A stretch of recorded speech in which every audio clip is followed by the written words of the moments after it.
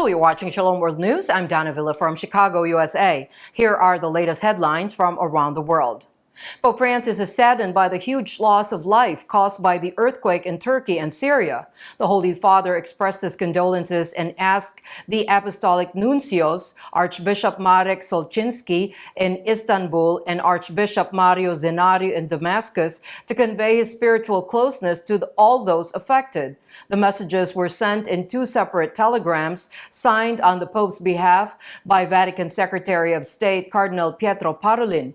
Mar Ignatius Ephraim Joseph III Yonan, the Syrian Catholic Patriarch, also requested prayers from the local faithful for the souls of the victims. The earthquake's epicenter is close to Gaziantep, an industrial area near the Turkey-Syria border.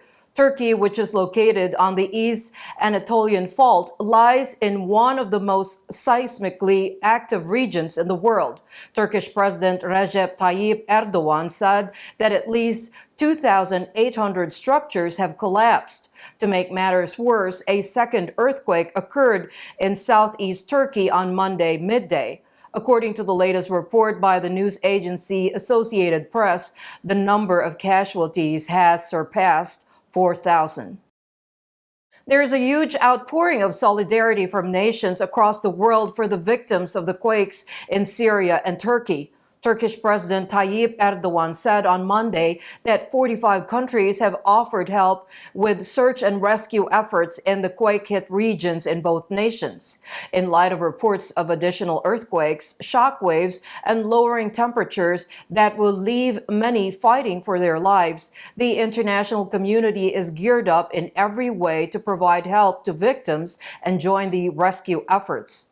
The World Health Organization's emergency medical team has been dispatched to provide vital medical care for the injured and most vulnerable people. Two teams from India's National Disaster Response Force, made up of 100 people, are traveling to the affected areas for search and rescue operations. These teams included specially trained dogs and equipment. Britain will immediately dispatch emergency response personnel, dogs, and equipment to Turkey and Syria. To help with rescue operations, Malaysia has sent 70 members of its elite Special Malaysian Disaster Assistance and Rescue Team. Even war-torn Ukraine, too, has expressed willingness to provide assistance to the quake-hit areas. The Beijing government has acknowledged that a balloon sighted over Latin America on Friday is indeed from China. However, it is only for civilian use, said the government. According to the foreign ministry, the flying object veered off its trajectory after being blown off course. In response to claims that it was being used for surveillance, military jets on Saturday shut down an identical balloon in U.S. airspace. China has refuted claims that it was snooping, claiming that it was merely monitoring the weather. The shooting down of the balloon has triggered a diplomatic dispute between Washington and Beijing. Meanwhile, U.S. Navy divers are recovering the wreckage of the surveillance balloon that was shut down off the coast of South Carolina. The U.S. believes the balloon was being used to monitor sensitive military sites. The Pentagon has described it as, quote, unacceptable infringement, end quote, of U.S. sovereignty. The disagreement led to the cancellation of Secretary of State Antony Blinken's planned trip to China. Meanwhile, in Hong Kong, the largest trial in the national security case involving 47 people has started. The 47 individuals have been charged with subversion after they conducted an unauthorized primary election. They include some of the most well-known pro-democracy campaigners in the city, such as activists Benny Tai and Joshua Wong. Most of them have been held for security reasons. Critics assert that the contentious national security law is a tool for quashing opposition. There were many supporters outside the West Kowloon Magistrates Court on Monday, February 6, bearing banners seeking the release of all political prisoners. It was in 2020 that the primaries was held to choose candidates for the Legislative Council poll the same year. The prosecution says that the poll was a conspiracy to seize control over the legislature and prevent the passage of laws and ultimately remove the Beijing-appointed chief executive. A West Bank Israeli army raid near Jericho on Sunday night, February 5th, resulted in deaths of 5 Palestinian militants. All those killed, according to Hamas, the armed branch of the Islamist movement, were its members. It is the most recent Israeli military operation against extremists in the area. The past 2 weeks have been especially violent, with both Israeli operations and Palestinian attacks on Israeli resulting in deaths. The Israel Defense Forces, or the IDF, stated that the mission of the operation on Sunday night was to apprehend a Hamas terrorist cell, which the IDF claimed was responsible for a shooting in a restaurant adjacent to a Jewish settlement near Jericho a week earlier. That attack didn't result in any injuries. IDF spokesman Ron Kochov claimed that soldiers neutralized the terrorists, some of whom he claimed were responsible for the restaurant attack.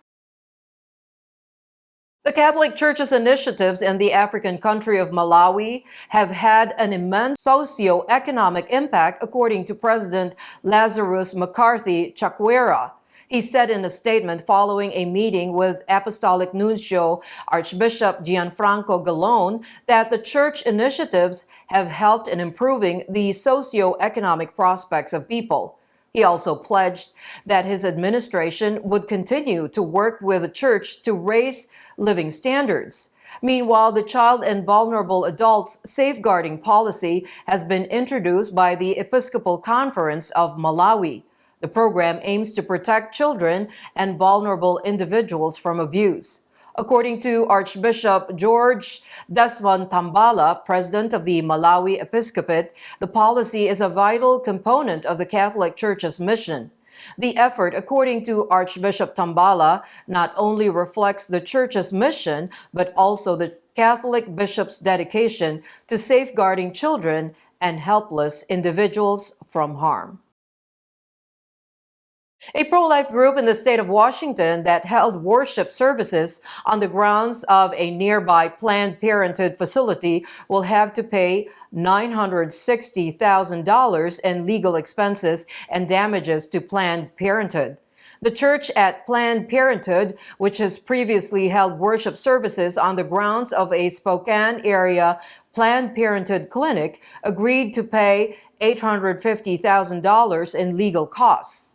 The sum is in addition to the $110,000 previously agreed upon as compensation for damages sustained as a result of performing worship services outside the Spokane Planned Parenthood Healthcare Center in 2020. The Seattle-based law firm Legal Voice, representing Planned Parenthood, announced the settlement in a press release last week. Pastor Peters, one of the defendants and organizers of the services, said they weren't there to bother anybody. We are there to make a prophetic statement that we, the church, don't approve of killing life inside the womb, he said. United Nations Secretary General Antonio Guterres gave a bleak outlook on the future and stressed the need for a drastic action to avert global catastrophe in the wake of the ongoing Russia-Ukraine war. The doomsday clock is closer to midnight than ever, Guterres said during the Monday, February 6 briefing at the UN. General Assembly on the year's priorities, quote, "This is the closest the clock has ever stood on humanity's darkest hour and closer than ever during the height of the Cold War. The Russian invasion of Ukraine is inflicting untold suffering on the Ukrainian people with profound global implications. The prospects for peace keep diminishing. The chances for further escalation and bloodshed keep growing," end quote. Among the other issues mentioned by the Secretary General were the conflict between Israel and the Palestinians, as well as the conditions in Afghanistan, Myanmar, Haiti, and Nigeria. A religious media agency in Ethiopia reported that 3 persons were killed on Saturday, February 4th, in attacks on a church in the southern part of the country. Church-affiliated Tewahedo Media Center said 2 Orthodox Christian youth and a woman had been killed and another 4 people injured when Oromia Special Forces attacked a church in Shashamane, which lies about 150 miles south of Addis Ababa. After rebel bishops established their synod in Oromia, the nation's most populated area, there are tensions within the historic Ethiopian Orthodox Tewahedo Church. The Addis Ababa Diocese's Archbishop Abune Henok called the events in the Oromia city of Shashamane shameful and heart-wrenching. Violent street protests erupted in downtown Lima in Peru on Saturday night hours after a cardinal expressed disappointment that the country's Congress once more refused to push elections to defuse the political crisis. Cardinal Pedro Barreto chastised Peru's legislature, saying they have not acted on a proposal to move up the elections currently slated for April 2024. Thousands of protesters fought with riot police, dispersing under bursts of tear gas and then reuniting to try to reach Peru's Congress.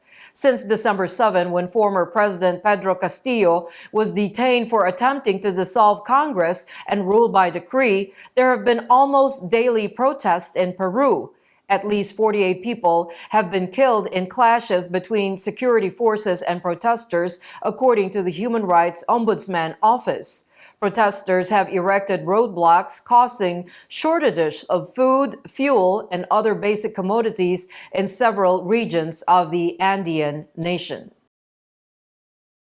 2 Bolivian bishops spoke about the importance of having a curriculum free of ideologies a few days after the entry into force of the new 2023 curricular design determined by the Ministry of Education.